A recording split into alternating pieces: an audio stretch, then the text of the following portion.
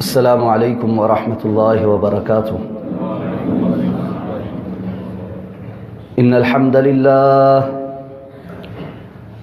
للہ نحمده ونستعینه ونستغفره ونؤمن به ونتوکل علیہ ونعوذ باللہ من شرور انفسنا ومن سیئات اعمالنا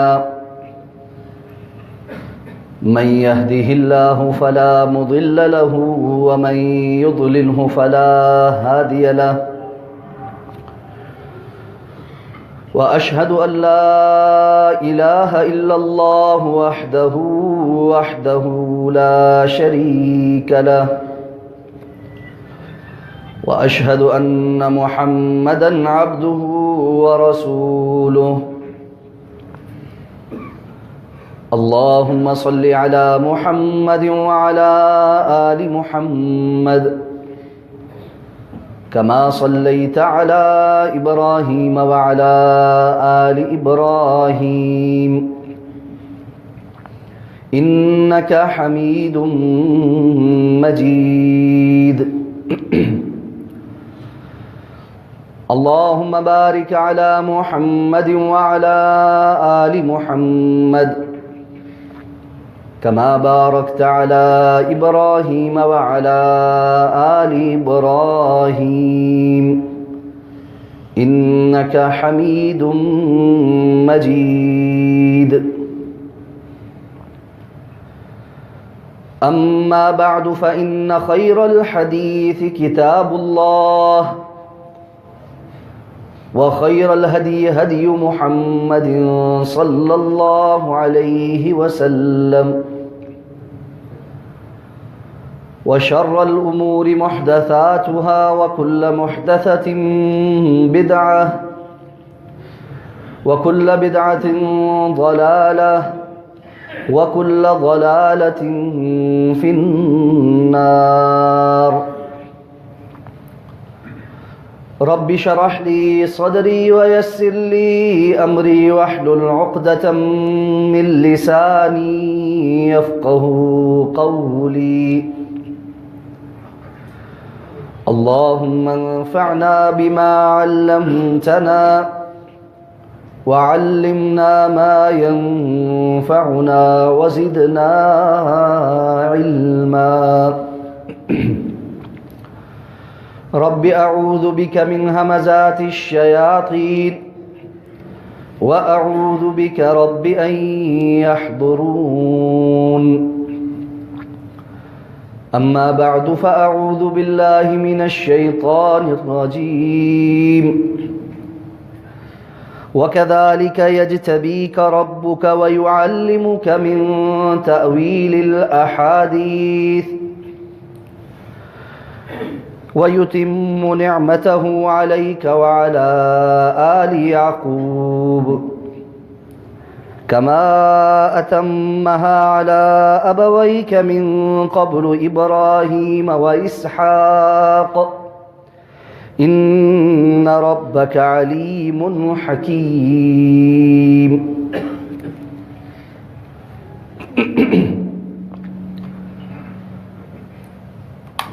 سورہ یوسف کی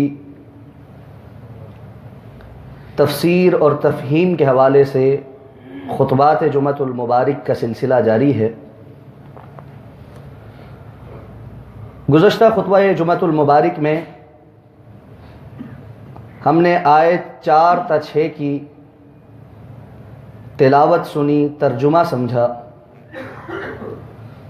یوسف علیہ السلام کی ابتدائی زندگی، ان کا تعارف، اس حوالے سے کتاب و سنت میں جو باتیں معلوم ہوتی ہیں وہ جانی، اور قرآن مجید میں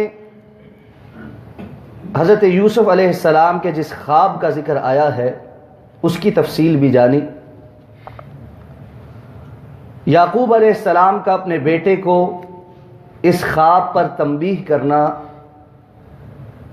اور یہ کہ اسے اپنے بھائیوں کے سامنے احتیاطاً ذکر نہ کریں، اس سے متعلقہ احکامات بھی اللہ کی توفیق سے ہم نے سنے، اس دعا کے ساتھ کہ اللہ تعالی ہمیں سمجھنے کی توفیق عطا فرمائے۔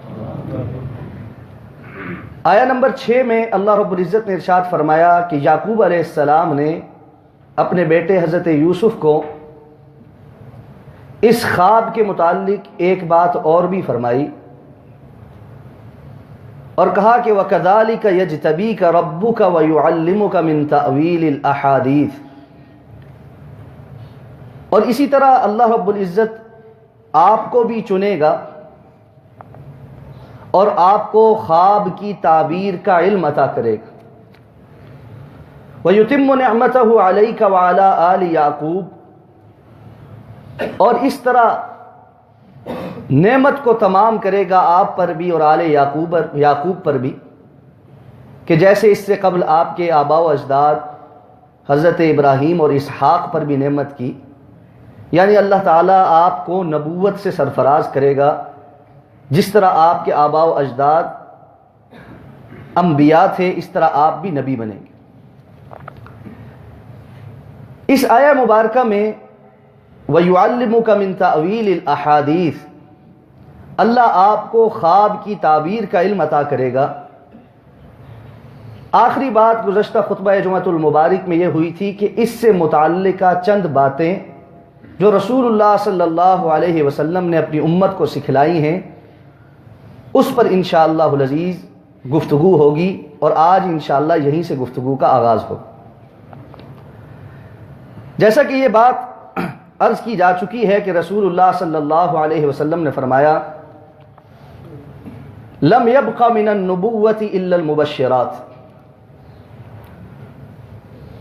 نبوت کا سلسلہ ختم ہو چکا ہے اور اب اس سلسلے میں سے سوائے مبشرات کے اور کچھ باقی نہیں۔ قیل وما المبشرات،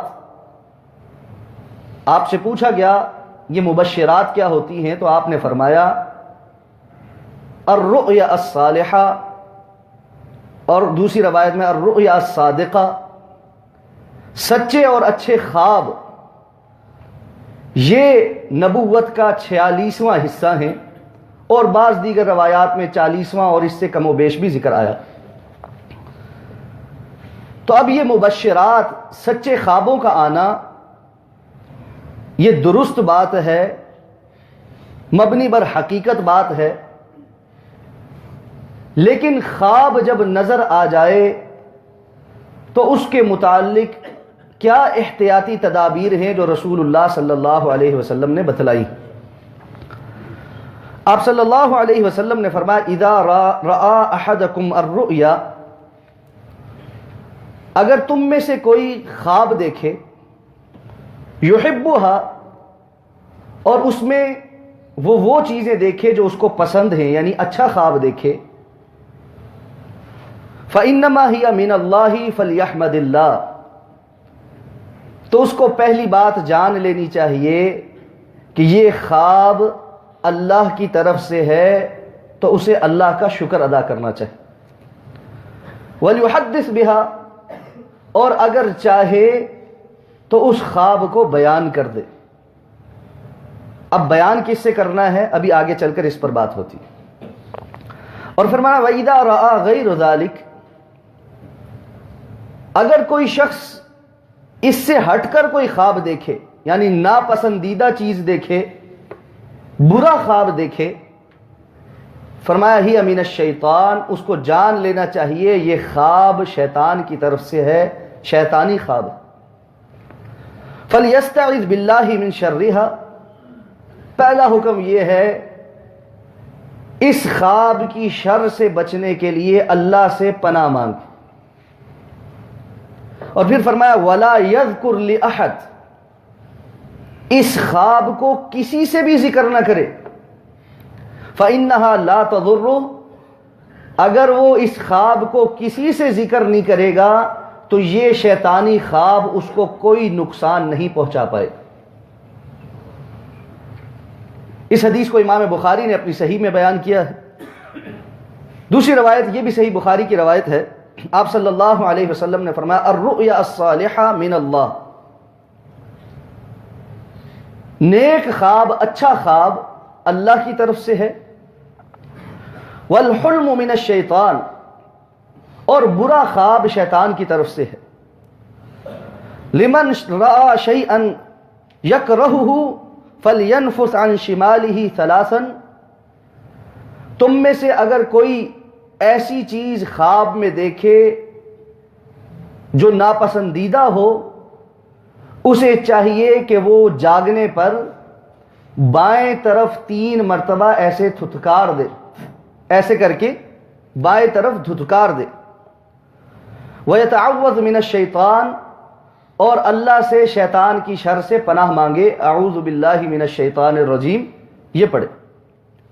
ایک اور حدیث مبارکہ کے مطابق وہ یہ سب کام کرے اور کروٹ بدل کر سو جائے، اور اس خواب کو کسی سے ذکر نہ کرے۔ اب یہاں پر یہ چند باتیں ان احادیث مبارکہ میں جو اللہ کے رسول نے بتائیں، یہ ہمیں سمجھنے کے لیے۔ پہلی بات، خواب، سچا خواب، اس کے اندر انسان کو اچھی چیز بھی نظر آ سکتی ہے اور کوئی بری چیز بھی نظر آ سکتی ہے۔ یہ نہیں ہے کہ اچھی چیز نظر آنے والا خواب ہی سچا ہوتا، بری چیز کی نظر آنے والا شیطانی خواب بھی مبنی بر حقیقت ہو سکتا۔ اگر اچھا خواب نظر آیا ہے تو اللہ کا شکر ادا کرے اور کسی ایسے بندے کے سامنے ذکر کرے جو اس کا ہمدرد اور خیر خواہ ہو، جس طرح کہ حضرت یعقوب علیہ السلام نے یوسف علیہ السلام کو اس بات کی تاکید کی کہ آپ اپنے بھائیوں کے سامنے اس کو ذکر نہ کیجیے، اور یوسف علیہ السلام نے اپنے اس خواب کو صرف اپنے والد کو بتایا۔ اسی طرح رسول اللہ صلی اللہ علیہ وسلم کی سنت یہ بھی تھی کہ آپ فجر کی نماز کے بعد مسجد نبوی میں تشریف فرما ہوتے اور صحابہ کرام سے سوال کرتے کہ کیا تم میں سے کسی نے رات کو کوئی خواب دیکھا، اور پھر آپ وہ خواب سن کر اس کی تعبیر کرتے۔ تو صحابہ اپنے خواب کو رسول اللہ صلی اللہ علیہ وسلم کے سامنے بیان کرتے تھے۔ تو اگر آپ کو خواب کو بیان کرنا ہی ہے تو پہلی بات تو یہ ہے کہ اسے اپنے خیر خواہ، ہمدرد، ایسے لوگوں کے سامنے ذکر کیجئے جو آپ سے حسد نہیں کریں، اور دوسرا کسی ایسے شخص کے سامنے ذکر کیجئے جو صاحب علم ہو، جو اس کے متعلق آپ کو کتاب و سنت کی روشنی میں رہنمائی کر سکے۔ ہر کسی کے سامنے بیان کر دینا یا ہر کسی سے خواب کی تعبیر پوچھ لینا، یہ درست بات نہیں۔ اسی طرح حدیث مبارکہ سے ہمیں یہ پتہ چلتا ہے کہ خواب کی جو پہلی تعبیر کر دی جاتی ہے وہی تعبیر وقوع پذیر ہوتی۔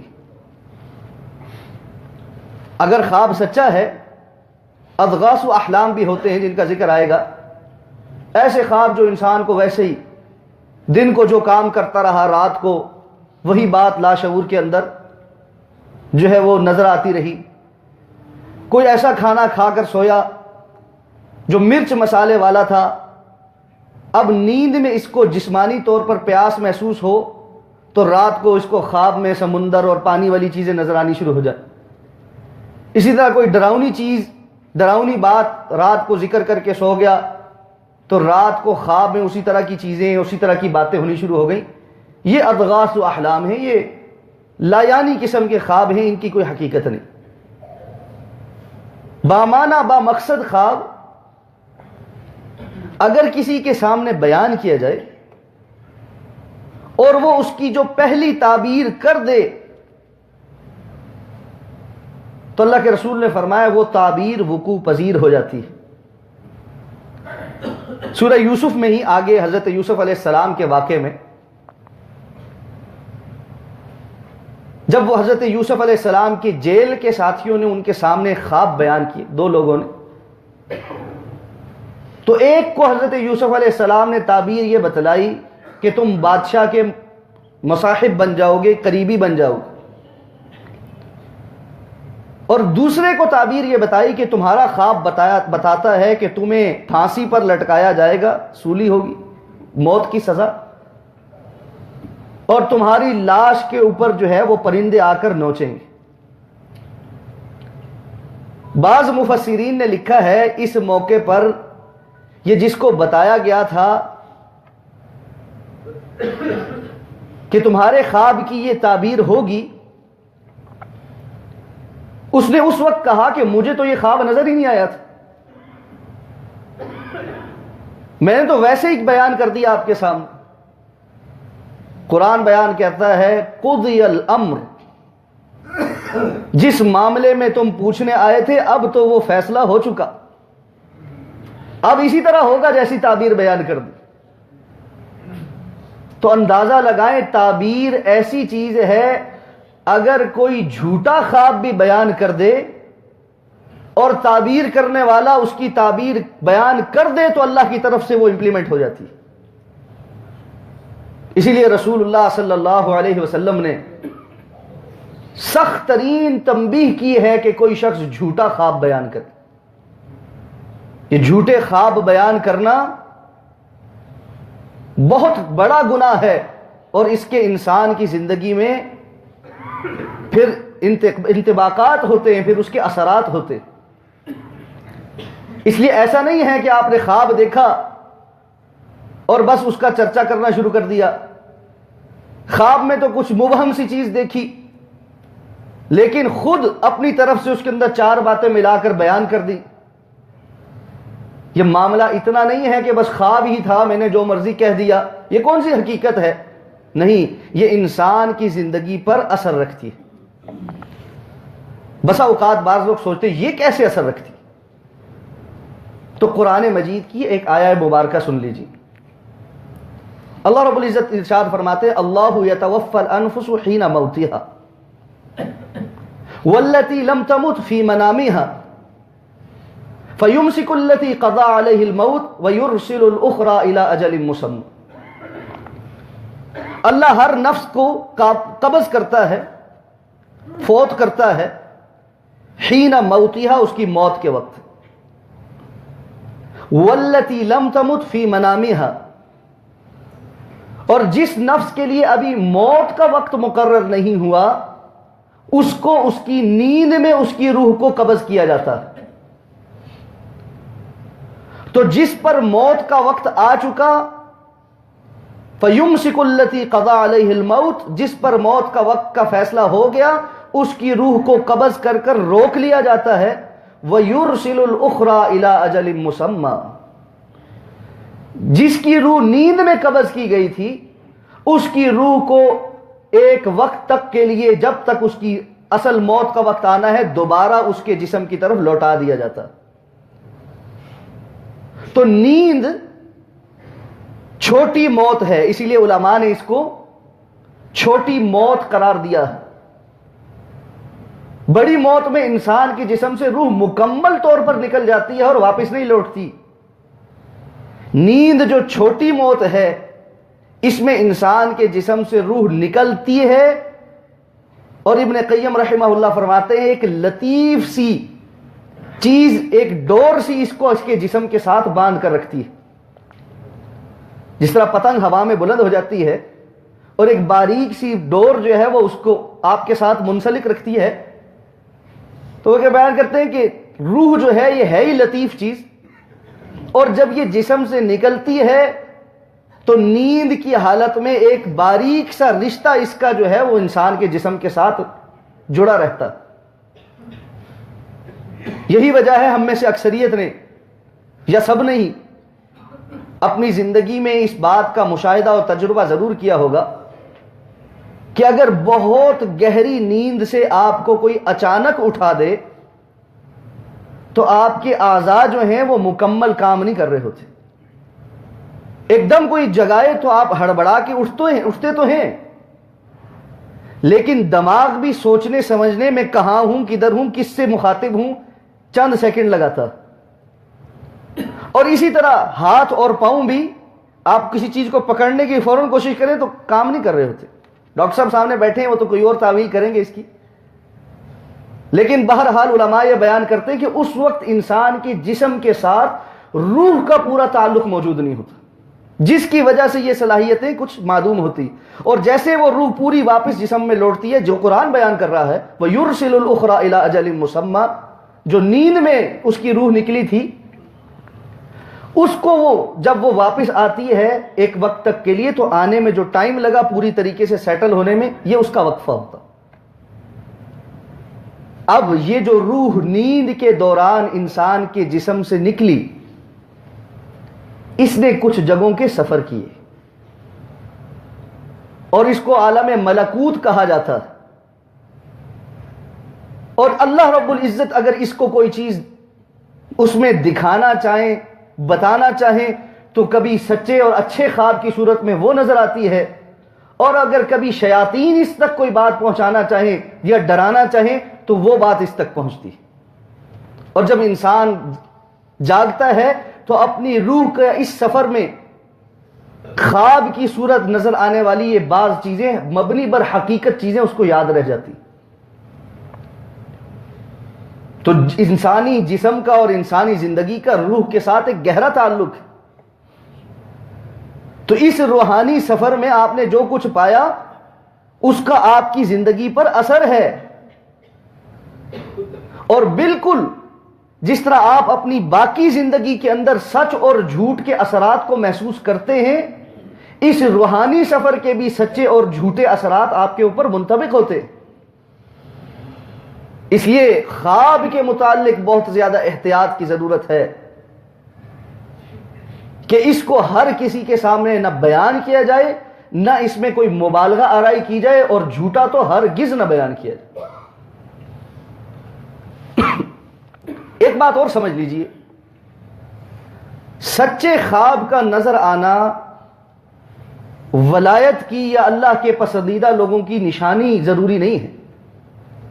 اگر کسی بندے کو سچے خواب نظر آئیں، یا کبھی نظر آتا ہو یا کبھی کبھار نظر آ جاتا ہو، تو ہمارے ہاں بسا اوقات یہ بھی سمجھا جاتا ہے یہ تو کوئی بڑا ہی اللہ کا ولی ہے، اس کو سچے خواب نظر آتے، کیونکہ اللہ کے رسول نے جو فرما دیا یہ نبوت کا 46واں حصہ ہے۔ تو یاد رکھیے، کتاب و سنت ہمیں بتاتے ہیں کہ اللہ کے بڑے بڑے نافرمانوں کو بھی سچے خواب آ جاتے ہیں، اور چونکہ ہم حدیث سے جان چکے ہیں کہ خواب شیطانی بھی ہوتا ہے، ہوتا سچ ہے لیکن شیطان کی طرف سے ہوتا ہے، اس لیے سچے خواب اللہ کے نافرمانوں کو بھی نظر آ جاتے۔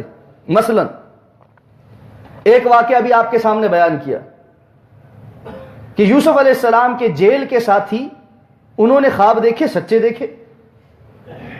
ایک جو تھا جو بادشاہ کا مصاحب بننا تھا، جس کو یہ تعبیر بتائی وہ بنا، اور وہ پورا واقعہ ہم انشاءاللہ آگے سنیں گے، وہ سچا خواب تھا۔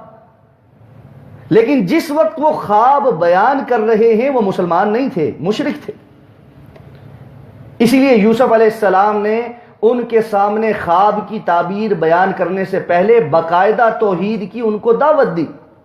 آگے چل کر پورا واقعہ آئے گا انشاءاللہ۔ اسی طرح آپ دیکھتے ہیں کہ فرعون نے موسیٰ علیہ السلام کی پیدائش سے متعلق سچا خواب دیکھا۔ اللہ کا بدترین دشمن ہے لیکن خواب سچا تھا۔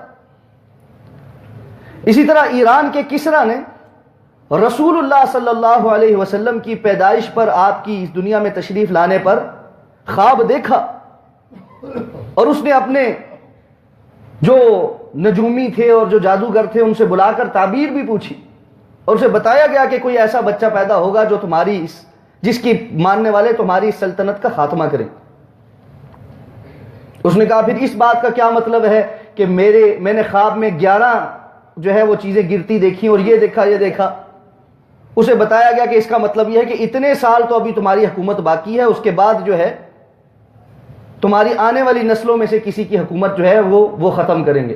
تو کہنے لگا اچھا چلو آنے والی نسلوں کی بات ہے، وہ جانے اور ان کا کام جانے، لیکن خواب دیکھا اس۔ تو سچا خواب آ جانا 100% اس بات پر دلالت نہیں کرتا کہ یہ بندہ نیک ہی ہے اور اللہ کا ولی ہے۔ کسی نہایت نافرمان شخص کو بھی سچا خواب نظر آ سکتا۔ اسی طرح ایک بات اور سمجھ لیجئے،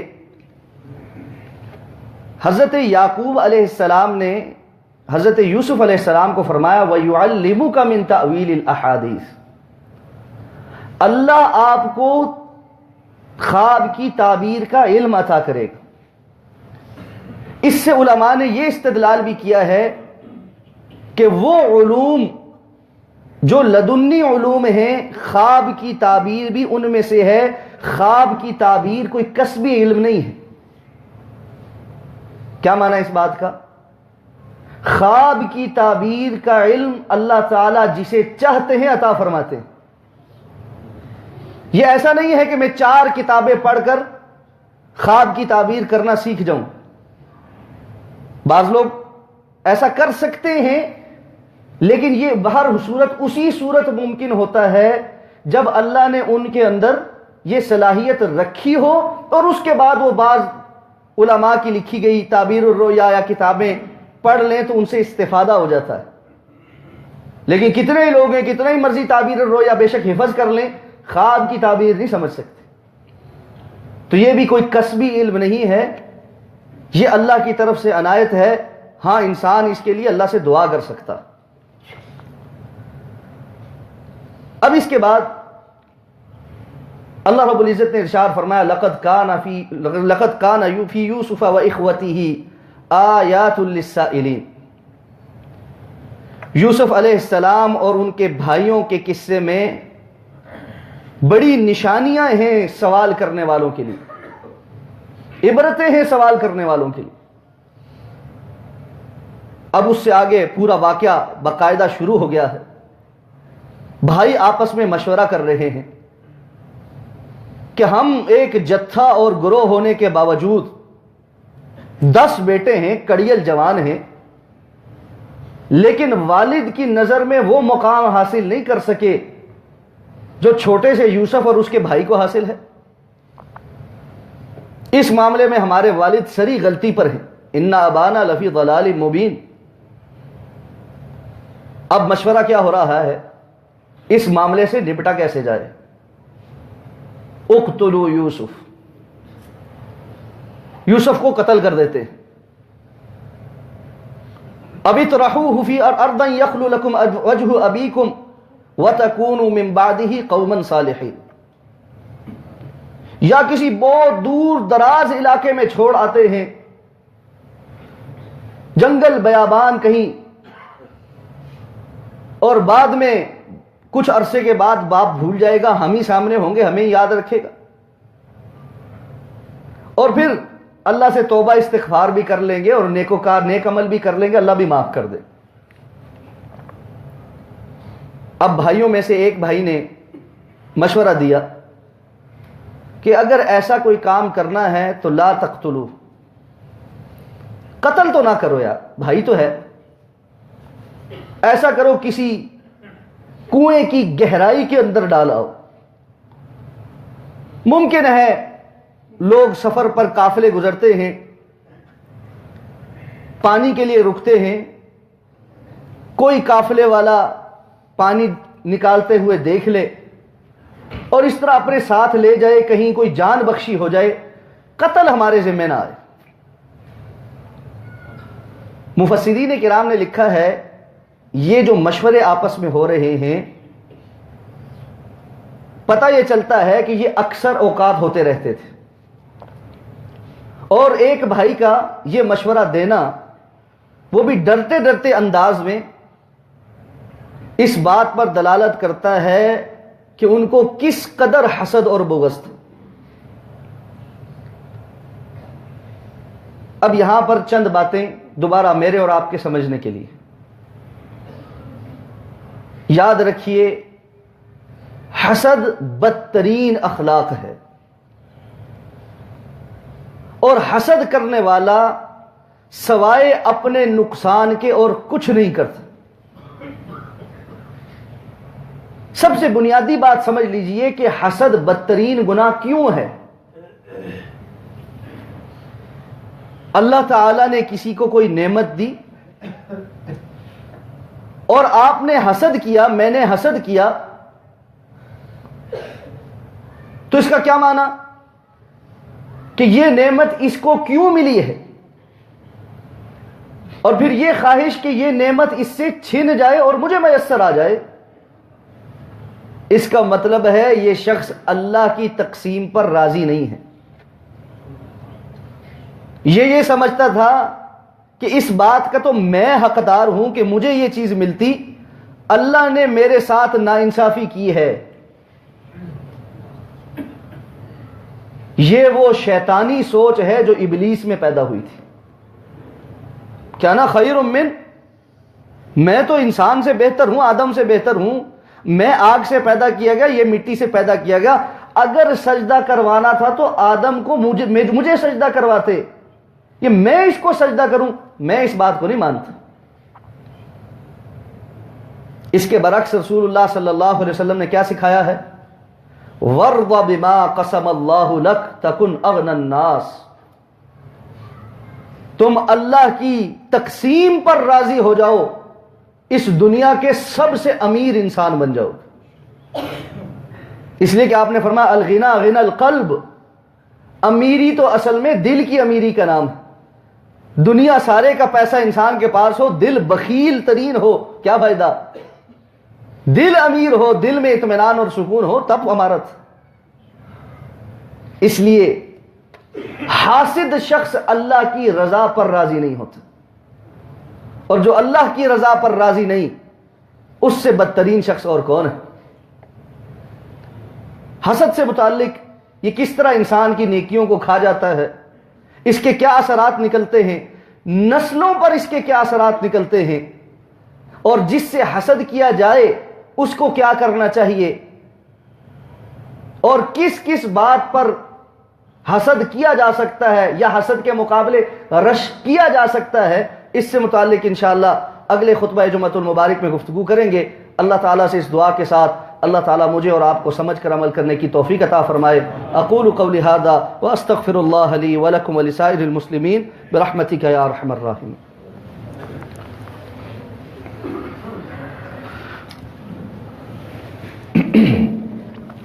ان الحمد لله نحمده ونستعينه ونستغفره ونؤمن به ونتوكل عليه ونعوذ بالله من شرور أنفسنا ومن سيئات أعمالنا، من يهده الله فلا مضل له ومن يضلله فلا هادي له، وأشهد أن لا إله إلا الله وحده لا شريك له، وأشهد أن محمدًا عبده ورسوله۔ اللهم اغفر لنا ولوالدينا ولأساتذتنا ولجميع المؤمنين والمؤمنات والمسلمين والمسلمات الأحياء منهم والأموات، إنك قريب مجيب الدعوات يا رب العالمين۔ اللهم ارحم على أحوالنا ولا تنظر إلى سوء أعمالنا، سبحان ربك رب العزة عما يصفون، وسلام على المرسلين، والحمد لله رب العالمين۔